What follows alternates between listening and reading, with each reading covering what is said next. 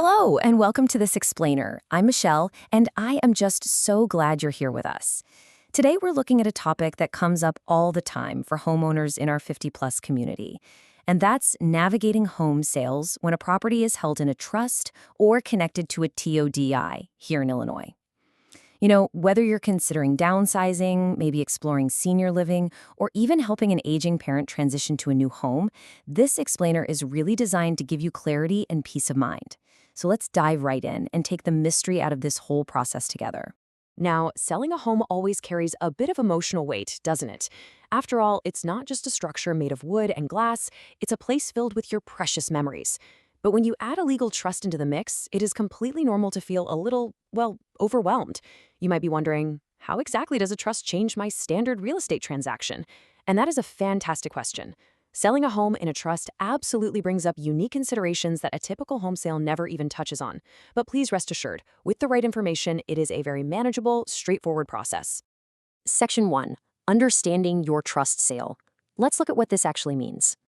Okay, so when a home is placed into a trust, the trust itself actually becomes the legal owner of the property.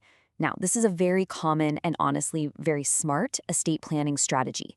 It's designed to help your beneficiaries completely bypass the stress, the time, and the heavy financial cost of probate court down the line. But here is the most important part.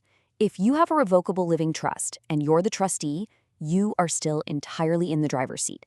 In plain English, this just means you maintain full control during your lifetime. You can modify the trust, and yes, you can sell your property whenever you choose.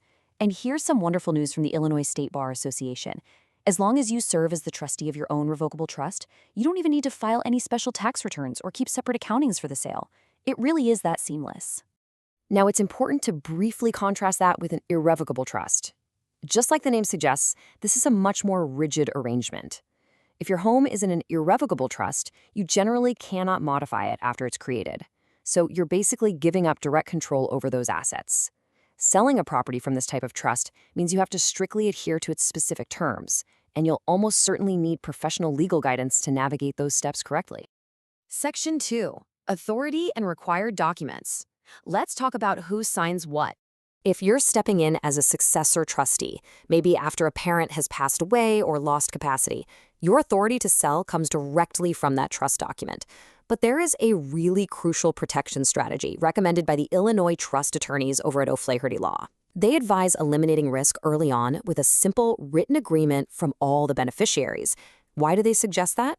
Well, getting that written approval before the sale prevents any beneficiary from coming back later and claiming, say, that you sold the home below market value. It's just a smart, simple way to protect yourself personally right out of the gate. Now, you might be thinking, Michelle, do I really have to give the title company my entire, completely private trust document? The answer is absolutely no. Title companies handling a trust sale in Illinois typically only need what's called a certificate of trust. This is just a nice, streamlined document that basically confirms the trust exists and verifies that you hold the authority to sell.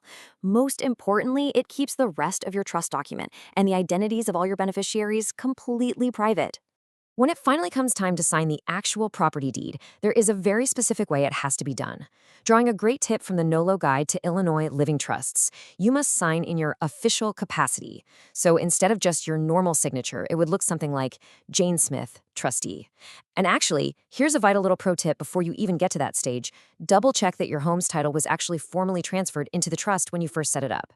Because if it wasn't, the home isn't legally a trust asset at all, and a completely different process is going to apply to your sale.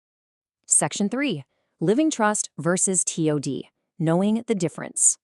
There is honestly so much confusion around these two terms, and making this distinction is absolutely vital for homeowners trying to plan their next steps.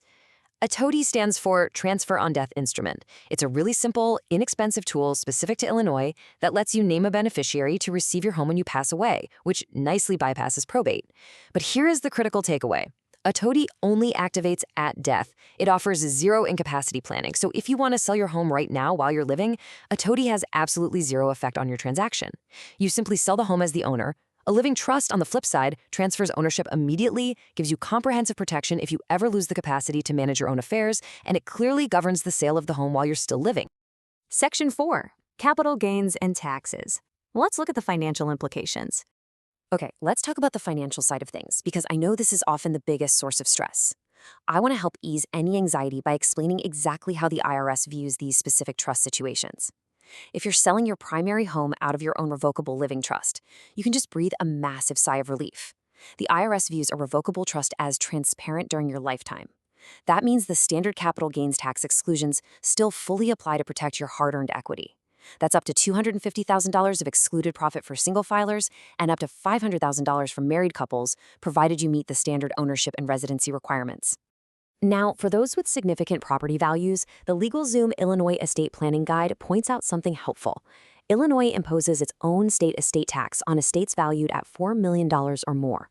And keep in mind, if the home sale is happening after the original owner has passed away, say as part of trust administration, special stepped-up basis rules might apply. These rules can significantly reduce your capital gains tax exposure. And this right here is exactly why having the right professionals in your corner is just so incredibly important. Section 5. Assembling your support team. The professionals you need. Listen, you absolutely do not have to navigate the complexities of a trust sale on your own. Building a solid professional support system is literally the single best way to ensure a smooth, stress-free transition. So here's your actionable checklist. First, you'll want a real estate attorney to review the trust document. Next, you need a title company with specific, proven experience in trust sales. You should absolutely consult a CPA or tax advisor to look at your unique financial picture. And finally, as a seniors real estate specialist myself, I can confidently tell you that having an agent with this SRES designation is key. An SRES agent understands both the tricky legal requirements and the deep emotional complexities of these sales.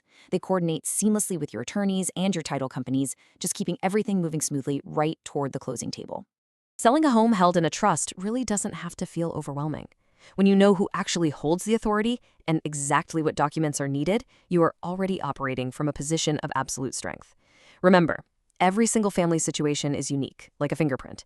If you're ready to explore your options, or even if you just want to poke around and learn a bit more, I warmly invite you to visit our free Homeowners 50+ resource library. There's absolutely no pressure there, just helpful, clear guides and supportive community resources designed to help you make the very best decision for your future. So I'll leave you with this to think about. If life suddenly changed tomorrow, is your current estate plan truly set up to protect your peace of mind? Thank you so much for joining me for this explainer today, and I really look forward to supporting you on your journey.